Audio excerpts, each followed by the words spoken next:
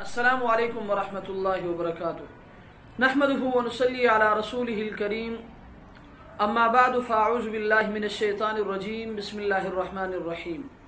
الحمدللہ آج قسط نمبر 239 میں آپ کے مسائل اور ان کے حل کے ساتھ ایک مرتبہ پھر میں آپ کے درمیان مسئلہ نمبر 1 چترال سے محترم محمد شریف صاحب نے سوال کیا ہے کہ نابالغ بچے بغیر وضو کے قرآن مجید پڑھ سکتے ہیں یا قرآن کو چھو سکتے ہیں یا نہیں؟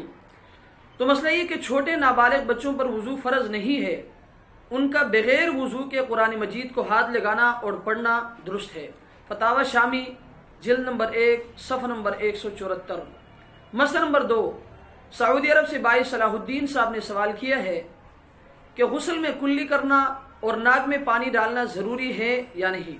ان کا کہنا یہ ہے کہ بعض لوگ ایسے ہوتے ہیں کہ وہ زیادہ اندر تک کلی نہیں کر سکتے، اور بعض لوگ بیماری کی وجہ سے، زکام کی وجہ سے یا ناک بند ہونے کی وجہ سے نرم ہڈی تک بہت زیادہ اوپر تک پانی نہیں لے جا سکتے، تو اس صورت میں کیا کیا جائے؟ تو مسئلہ یہ کہ کلی کرنا اور ناک میں پانی ڈالنا اور پورے بدن پر پانی بہانا پاک ہونے کے لیے شرط ہے، مگر یہ بات اپنے ذہن میں رکھیں کہ کلی کرنا اور ناک میں پانی ڈالنا اتنی شدت کے ساتھ نہ کی جائے کہ تکلیف ہو، بلکہ ہلکا سا پانی ڈالا جائے یا انگلی گیلی کر کے ناک میں پھیر لیا جائے، یہ بھی کافی ہے۔ فتاوی عالمگیری جلد نمبر 1 صفحہ نمبر 6۔ مسئلہ نمبر 3 کراچی سے محترم عمران صاحب نے سوال کیا ہے کہ زیر ناف بال کہاں تک موڑنا چاہیے؟